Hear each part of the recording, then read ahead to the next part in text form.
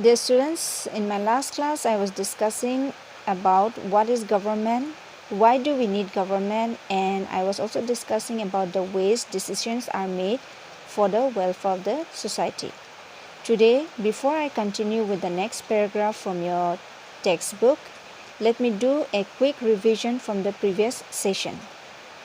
In the last session, we learned that government is a group of people whom we had elected through our votes in elections, and thus they hold the power or have the authority to make laws and to govern a state or a country.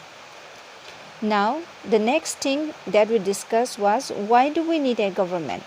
The simplest answer to this would be, we need a government because there should be a governing body who can maintain law and order, can protect the country from any foreign attacks or invasions, and we also need a government to look after the welfare of the people residing within the country. The next thing that we discussed in our last session was, the government being our representative have to take a number of decisions in order to reach or achieve the desired governmental objectives and aims, and it is not possible for a single person to always take the right decision, and in it is also not possible that each and every member of the society would go and physically take part in the decision making process, because it would be physically unmanageable. So it is at this point why we select people as our representative who understand people's need and are matured by way of age. So the representative are the person, those who acts as our well-wisher and as our protector. Okay, now the next thing that we discussed in our last class was about the age of voting. In India, the right age to vote is 18 years. In India, we practice universal adult franchise, which means that all Indians, irrespective of caste, language, religion, region, have the right to vote, and their participations in the government can be direct as well as indirect. Okay. Now, direct participation means that the person can make decision by themselves. Like during election, the citizens can vote for their own representative whom they think is right. Whereas indirect participation means when citizens or people elect representative who makes laws for them. Okay. Now, political thinkers have taken into consideration several factors or reasons as to why there should be a certain age for voting in election. And after doing a lot of discussions and debates, they concluded that a person only after acquiring maturity to understand various social issues can be allowed to participate and vote in election. Okay, for instance, a child cannot be asked or cannot be given the privilege to vote, because if he does like that, he is unaware of the various social issues, and by casting the vote, he will not be able to select the right person who will act as their representative. So it is only after a person acquires a certain age, that is 18 years, that and is able to understand the various social issues that is going on in the society, he or she should be allowed to vote. The voting age in most of the countries is 18 years, but in Switzerland it is 20 years. In India also, before the year 1989, the Constitution of India had fixed 21 years as the right voting age for adults. But It was modified, and in 1989 it was lowered to 18 years. Several other countries have already lowered their age. In UK it was lowered in the year 1969, and in United States of America it was lowered to 18 years in the year 1971. We know that change takes place in different times in different countries. So also the principle of adult franchise was accepted at different times in different countries. In the United Kingdom, that is in UK, the process of adult franchise began in the year 1830. In 1830, only 2.7% people could vote in the United Kingdom, but this percentage increased to about 9% by the year 1883 and to 17.6% in the year 1929. Okay, let me tell you here that Germany was the first country to make provision for adult franchise in the year 1919. Okay, now students, let us start today's session. Please look at page number 8.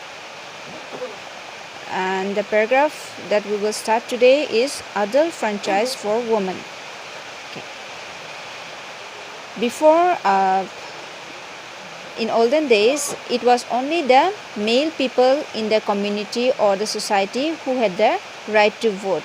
Women were not allowed to vote in the elections. But afterwards, adult franchise for women was extended in many countries.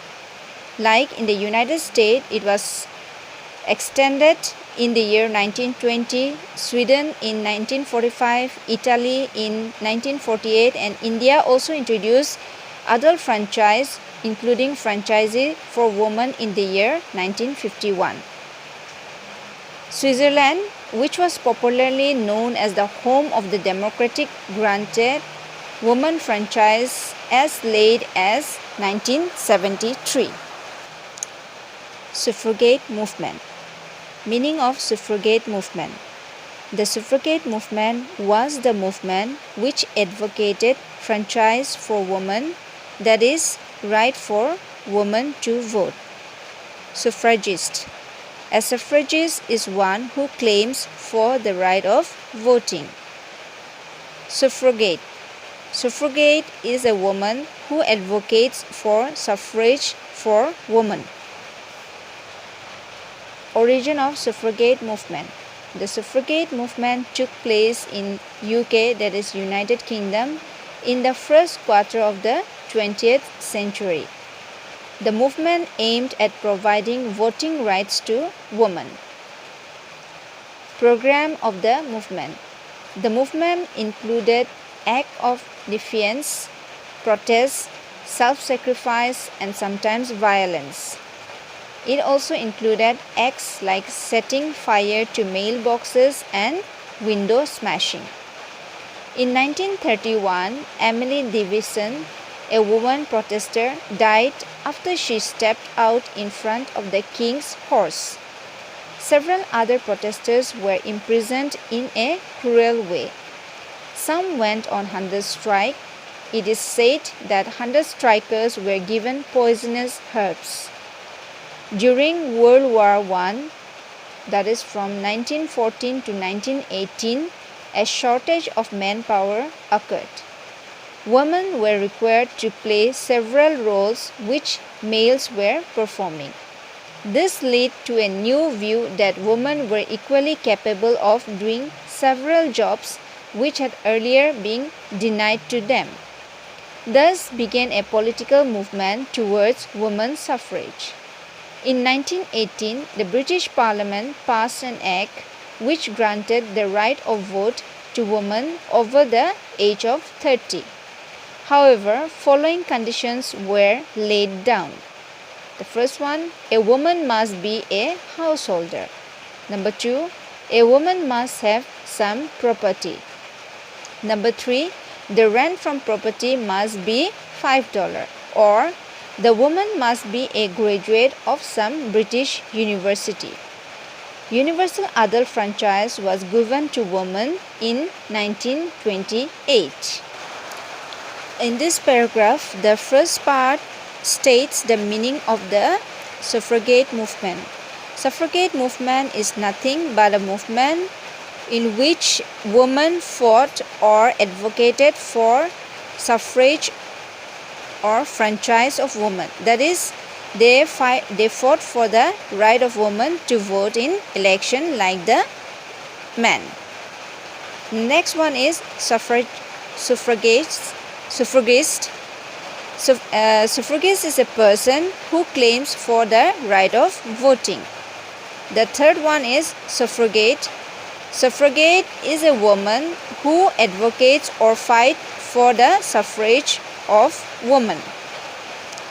Then the next part states the origin of the suffragette movement. Suffragette movement started in UK or United Kingdom. That was in the first quarter of the 20th century. And the main reason why this movement was started was to provide voting rights to women. They wanted to be given equal rights with men in the elections so that they can vote. The next states the program of the movement.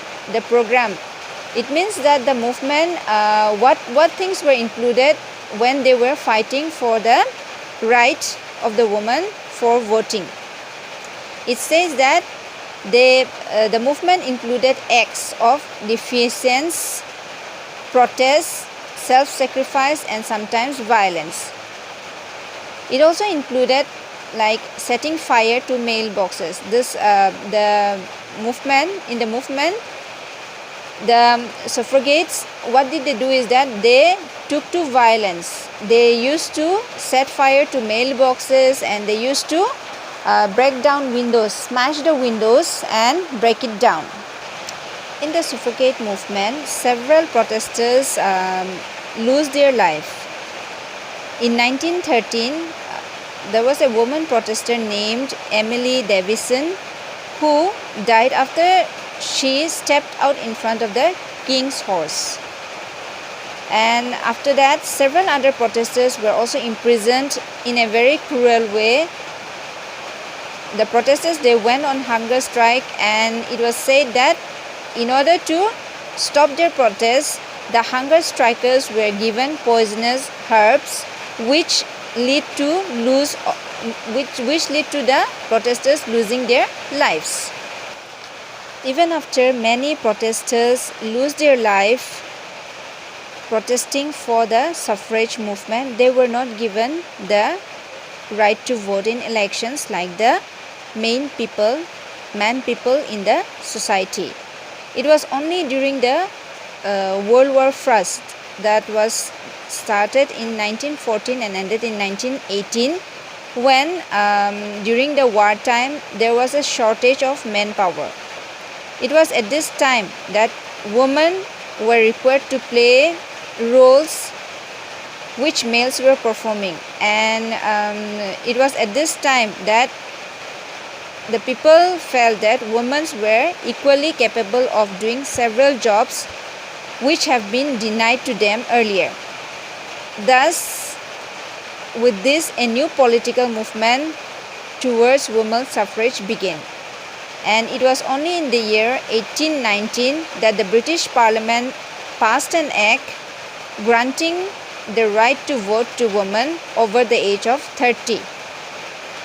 But this act also stated some conditions for the woman to vote, like a woman if she has the right to vote, she should be a householder. Next, the woman should have some property, and it also stated that the woman should have a rent from property which must be $5, or it stated that the woman must be a graduate of some British university in order to vote. Universal adult franchise was given to women in the year 1928. Anti-apartheid struggle.